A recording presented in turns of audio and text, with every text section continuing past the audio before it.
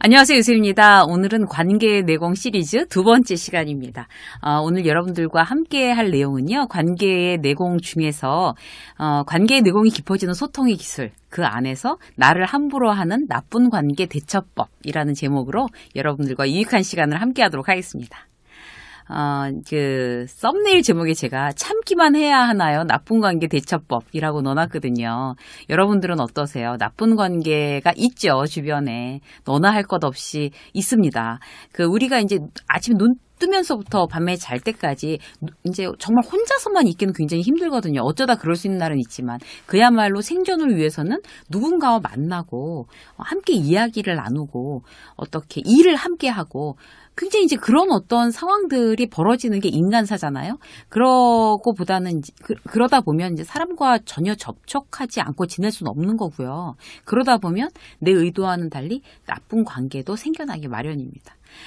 나쁜 관계는 구체적으로 어떤 걸까요? 이제 나한테 무례하게 하거나, 나를 무시하거나, 뒤통수를 치거나, 그래서 굉장히 나를 곤란에 빠뜨리거나, 나를 험담해서 내 이미지를 떨어뜨리거나, 그런 것도 다 나쁜 관계고, 자존감을 막 나를 떨어뜨리고, 날 기운 빠지게 하고, 이제 이런 것도, 그 다음에 내가 이제 어떤 원하는 이제 목표를 이루는데 굉장히 방해를 하는 거, 이런 것도 다 나쁜 관계라고 할 수 있겠죠. 그런데 이제 우리가 이제 좋은 관계는 아니라고 하면서도 그런 나쁜 관계를 정리하지 못하는 그런 심리가 있다고 합니다. 이 관계의 내공에서 이제 저는 어떻게 이제 이 부분을 이야기를 했냐면요. 제가 읽어볼게요. 그런데 나쁜 영향을 받는 인간관계지만 굳이 정리하려 하지 않는 사람들의 심리는 뭘까? 의미 없고 형식적인 관계라도 유지하는 것이 아예 없는 것보단 낫다고 생각해서다. 언젠가는 필요하지 않을까 하는 생각. 더 많은 누군가와 연결되어 있어야 마음이 놓이는 심리 때문이다. 그러나 나를 존중하지 않거나 힘들게 하는 나쁜 관계를 정리해야 마음의 공간을 만들 수 있다. 공간이 있어야 좋은 사람들로 채울 수 있기 때문에 마음의 공간을 정리하는 것은 중요하다라고 썼습니다. 또 하나 중요한 건 뭘까요? 이런 관계들을, 나쁜 관계를 이제 우리가 잘 정리를 해야 되는 그런 이제 이유는요. 또 이렇게 썼어요, 제가. 권력이나 돈, 환경을 이용해 나를 억누르고 함부로 하는 사람 때문에 스트레스를 받는다면 최우선으로 생각해야 할 것이 있다. 내가 스스로의 가치를 형편없이 평가한다면 세상도 나를 그렇게 평가할 것이라는 사실이다. 라고 썼습니다. 여러분들은 어떻게 생각하세요? 그러니까 내가 나 스스로 굉장히 나를 존중하고 사랑하고 높이 평가하면 세상도 나를 그렇게 평가할 거다. 이 부분에 대해서는 그럴 수 있고 아닐 수도 있는 것 같아요. 왜냐하면 거기에 따르는 이제 나의 노력들이 수반돼야 되기 때문이거든요. 그런데 분명한 건 뭔가 하면 내가 나를 형편없다고 평가하는데 세상이 나를 높이 평가할 거다? 그런 일은 거의 일어나지 않습니다. 그래서 내가 나를 형편없다고 이제 막 그렇게 막 평가하고 자존감이 무너지고 이제 이러면 세상에 대한 평가도 그렇게 되는 거예요. 그러면 이제 거기에 대해서 가장 크게 영향을 그렇게 내가 이제 나쁜 어떤 그런 자존감이 떨어지고 어떤 그런 상황이 되는 데까지는 그런 나쁜 관계가 결정적인 영향을 미칠 거라는 거죠. 그래서 우리는 결과적으로 나쁜 관계에 대한 어떤 그런 정리, 그리고 대처, 슬기롭게 대처하는 것이 아주 중요합니다. 어떻게 해야 될까요? 저는 이제 이 관계의 내공 이 책에서 이제 세 가지로 정리를 했어요. 세 가지로. 첫 번째 뭔가 하면 최소한의 자기 방어를 구축하는 거예요. 최소한의.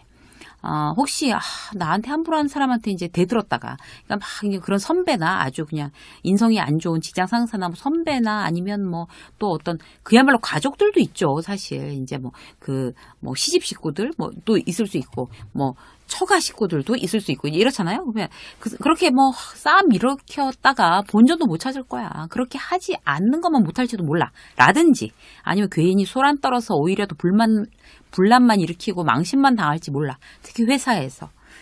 그렇게 이렇게 생각하는 거는 이제 잘못 생각하고 계시는 거예요. 이제 고쳐 먹어야 되는 거죠.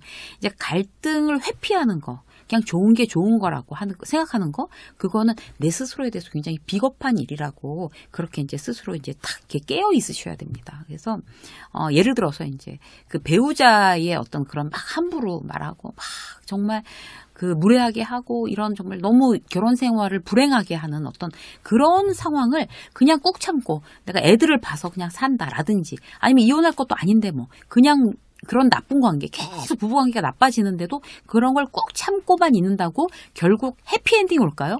파국이 옵니다, 결과적으로. 그렇기 때문에, 어떤 이제 해결하는 어떤 적극적인 방법? 그게 이제 어떤 그 첫 단계가 최소한의 자기 방어를 구축하는 거죠. 자기 방어라는 게 어떤 걸까요? 일단 생각 습관부터 이제 이렇게 가져야 되는 거예요.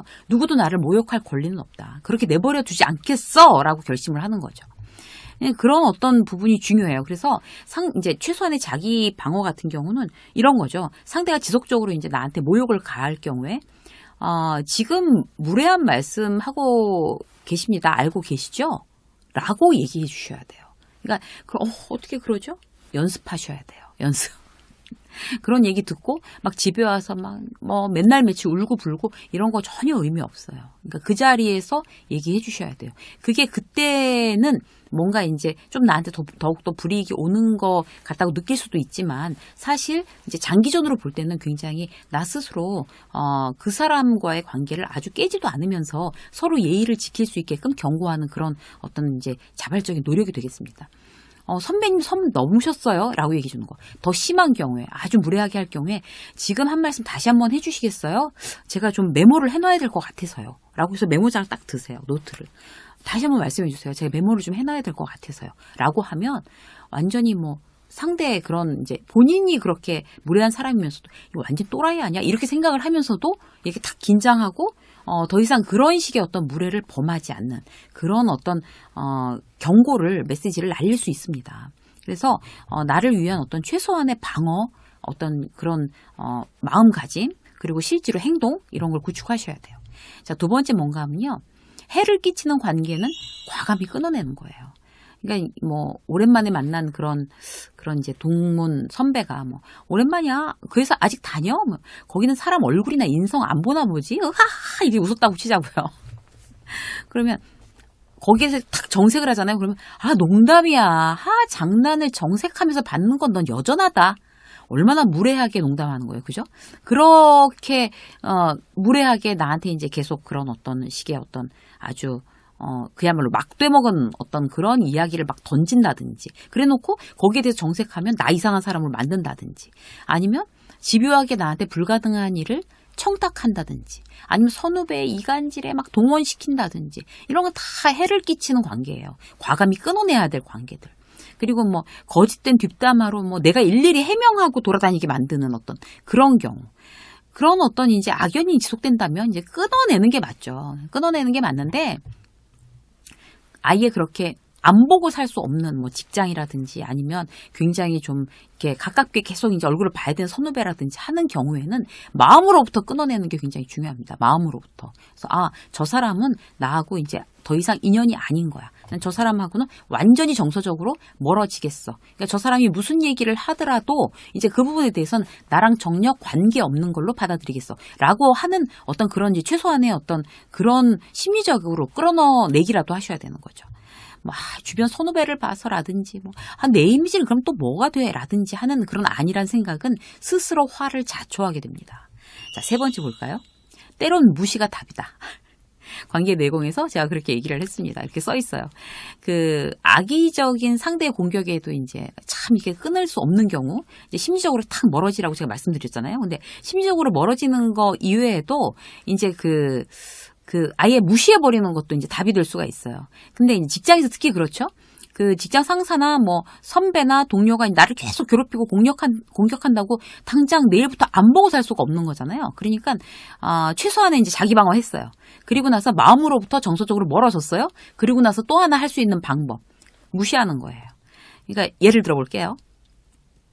이제 이 책에 제가 이제 에피소드로 넣어놓은 게 어떤 건가 하면 사람들 다 있는데 누가 이제 누구는 코가 참 예쁘다라고 얘기했어요. 그럼 이제 그 소리가 이제 듣기 싫은 어떤 다른 그런 무례한 나쁜 관계의 어떤 사람이 코 어디서 한 거야? 이렇게 하면 무슨 코를 해요 하기는 그런 거 아니에요. 이렇게 얼굴 빨개지고 이러면 그러면 내가 지는 거. 어떻게 해야 되겠어요? 굉장히 심드렁하게. 그렇게 이렇게 발끈해서 반응하는 게 재밌어서 계속 그렇게 하는 거거든요. 이제 그렇게 무례하게 하는 사람들은. 그러면 이제 그 과민 반응하면 이제 상대가 던진 그 미끼를 톡톡 무는 거죠. 그러니까 그런 거를 이렇게 물지 않는 게 중요해요. 이렇게 툭 치면 바로 반응하면 계속 그런 식으로 당하게 돼 있어요. 그러면 콜을 했다면 이렇게 했겠어요. 심드렁하게 이렇게 반응하는 거죠. 이렇게 쨍 오는 걸 좋아하는데 심드렁해지면 재미없어서 이제 더 이상 나한테 그렇게 안 하는 거죠. 그리고 이제 이런 거 이제 동문회를 갔는데 이제 어느 좋은 회사에 다 입사를 다들 너무 축하해라고 얘기하는데 선배 하나가 있다가 그 회사 입사 네가 한 거 대단한데 아버지가 이번에 도와주셨구나 많이 라고 얘기를 했다면 굉장히 나 또 불쾌하잖아요. 그럼 어떻게 하셔야 되겠어요? 그렇게 정말 남의 기분 생각하지 않고 그렇게 말하는 능력은 선천적인 거죠? 막 이렇게. 아무렇지도 않게 눈 동그랗게 뜨고 이제 물어보는 거예요. 웃으면서. 그래야 이기는 겁니다. 단 미리 연습하셔야 돼요, 여러분. 그냥 듣기만 해서는 현장에서 써먹을 수가 없어요. 자, 이 관계의 내공에서 제가 이제 이 세 가지를 제시하면서 뭐라고 이제 했는지 그 결론 부분을 이제 다시 읽어드릴게요. 좋은 인간관계는 인생의 선물이자 살아가는 힘이라고 할 수 있다. 그렇다고 그 반대에서 있는 나쁜 관계가 인생의 벌은 아니다. 단지 그것은 그림자처럼 본래보다 훨씬 더 크게 보이는 효과 때문에 두렵거나 마음을 힘들게 하는 인생의 장애물일 뿐이다. 라고 되어 있습니다. 나쁜 관계를 참지 마세요. 그러니까 한두 가지 나쁜 관계가 이렇게 막 이제 우리 인생에서 이렇게 실타래처럼 엉켰다고 치자고요. 막 꼬였어요. 그럼 우리 왜 실 같은 거 이렇게 꼬여있으면 이렇게 살살살살 풀어내잖아요. 근데 살살살 풀어서 될 일이 아니게 아예 엉켜버리면 어떻게 해야 돼요, 여러분? 그럼 끊어버려야 되잖아요. 끊고 다시 연결해서 그 실을 사용할 수밖에 없는 거잖아요. 나쁜 관계는 그런 것 같습니다. 그렇게 풀려고 노력을 그렇게 애쓰고 할 게 없이 도저히 안 되겠다 싶으면 끊어내는 것도 과감히 잘라내고 다시 모는 것도 인생의 그 실타래라는 전체 실타래를 잘 쓸 수 있는 방법인 것 같아요. 좋은 관계를 유지하는 것보다 나쁜 관계를 참지 말아야 하는 진짜 이유이기도 합니다. 오늘 관계의 내공 시리즈 2번째로 나쁜 관계를 대처하는 그런 지혜로운 방법에 대해서 여러분과 함께 나눴습니다. 여러분들 나쁜 관계 이렇게 잘 지혜롭게 잘 처리하셔서요. 늘 일상이 행복해지시길 바라겠습니다. 유세윤 직장서 오늘 여기까지 하겠습니다. 고맙습니다.